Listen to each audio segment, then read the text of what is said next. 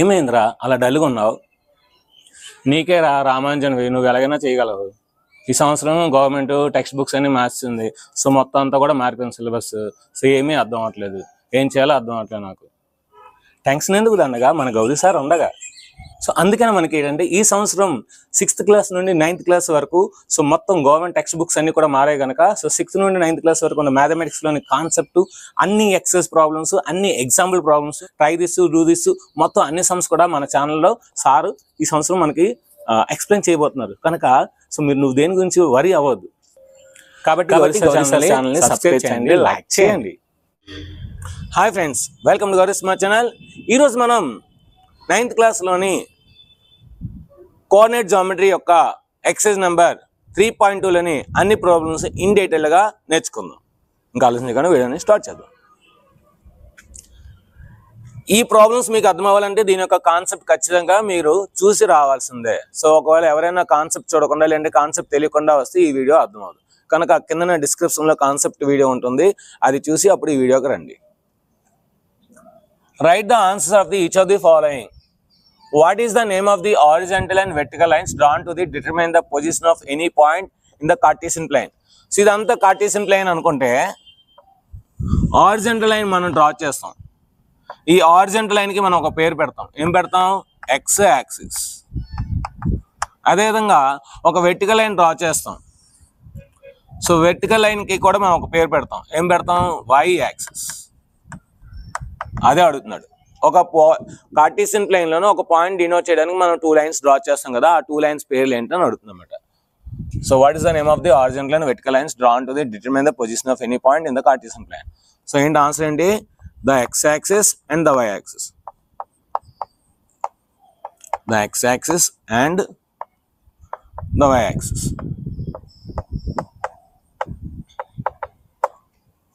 What is the name of the each part of the plane formed by 2 lines? So మనం ఇప్పుడు ఈ 2 lines ద్వారా ఇక్కడ ఒక పార్ట్, ఇక్కడ ఒక పార్ట్, ఇక్కడ ఒక పార్ట్, ఇక్కడ ఒక పార్ట్ వస్తుంది. వీటి పేర్లు ఏంటో అని అడుగుతున్నాడు. మనం ఆల్రెడీ నేర్చుకున్నాం. ఏంటిది? క్వాడ్రంట్ 1. ఏంటిది? క్వాడ్రంట్ 1 అంటే Q1 అని రాస్తాం. ఇది క్వాడ్రంట్ 2. ఇదేంటి? క్వాడ్రంట్ 2. ఇది క్వాడ్రంట్ 3.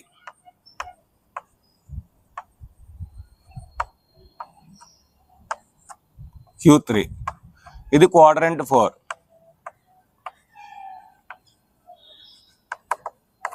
Q4. ఇక్కడ రాస్తాం.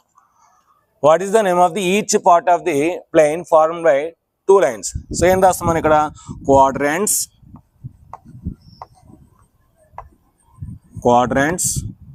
Q1, Q2, Q3, Q4.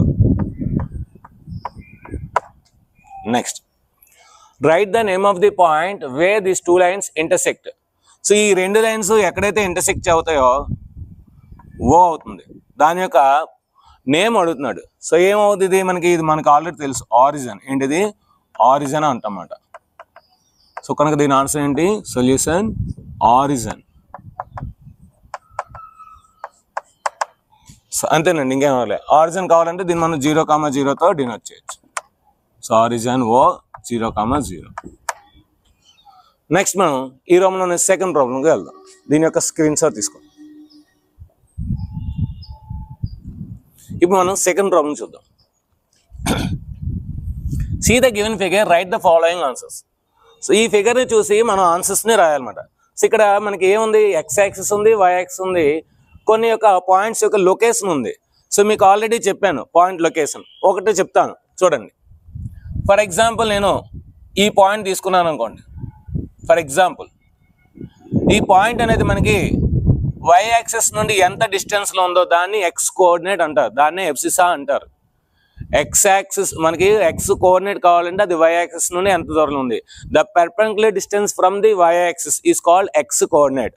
The perpendicular distance from the y axis.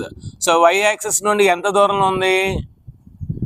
1, 2 అంటే 2 యూనిట్స్ దూరంలో ఉంది కనుక 2. దీన్ని అబ్సిసా అంటారు. మరి ఎక్స్ యాక్సిస్ నుండి ఎంత దూరంలో ఉంది? The perpendicular distance from the x axis is called y coordinate, దాన్ని ఆర్డినేట్ అంటారు. సో కనుక ఎక్స్ యాక్సిస్ నుండి 1, 2, 3 యూనిట్స్ దూరంలో ఉంది. అంటే ఇప్పుడు నేను రాసిన పాయింట్ 2,3 మాట. సో ఈ 2,3 అనే పాయింట్ ఇక్కడ డినోట్ చేస్తుంది. ఇక్కడ దీని అబ్సిస్ అంటారు, దీని ఆర్డినెంట్ అంటారు. ఓకేనా, దీన్ని బట్టి ఇప్పుడు మనం చేసేవచ్చు. ద కోఆర్డినేట్స్ ఆఫ్ బి ఏం చెప్పాను, మనకి బి యొక్క కోఆర్డినేట్స్ కావాలంటే the perpendicular distance from the y axis, the perpendicular distance from the y axis is called x coordinate. So అంటే ఈ డిస్టెన్స్ ఇదే కదా పర్పెండిక్యులర్ డిస్టెన్స్ y యాక్సిస్ కి. ఇది ఎంత ఉంది మనకి 1 2 3 4 5. అంటే ఇది x డాష్ కనుక -5 రాయాలి, ఎందుకంటే నెగిటివ్ వైపు కనుక. Next perpendicular distance from the x axis నుండి పర్పెండిక్యులర్ డిస్టెన్స్ ఎంత ఉంది 1 2. సో కనుక -5, 2. సో ఇక్కడ ఏం రాస్తాం, the coordinates of B is -5, 2. -5, 2 first answer. Next the coordinates of C. So C యొక్క పాయింట్స్ కావాలి. సి ఇక్కడ ఉంది, y యాక్సిస్ నుండి ఎంత డిస్టెన్స్ లో ఉంది, y యాక్సిస్ నుండి 1 2 3 4 5 కనుక 5, x యాక్సిస్ నుండి ఎంత డిస్టెన్స్ లో ఉంది -5, 5, -5.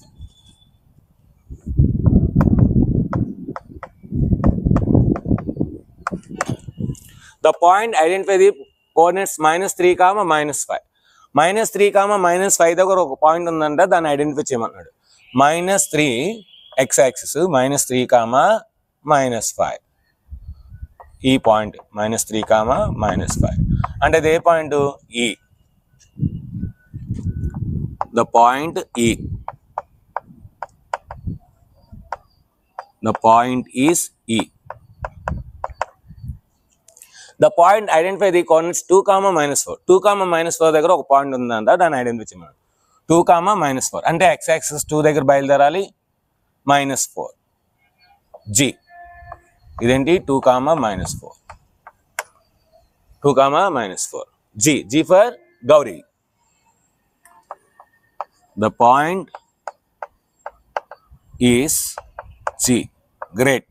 God. ఏదైనా అనొచ్చు. Next the abscissa of the point D. So D point లోని అబ్సిస్ అంటే x కోఆర్డినేట్ అడుగుతున్నాడు. సో D పాయింట్ వాడేం ఇవ్వలే, మనం రాయాలి D పాయింట్.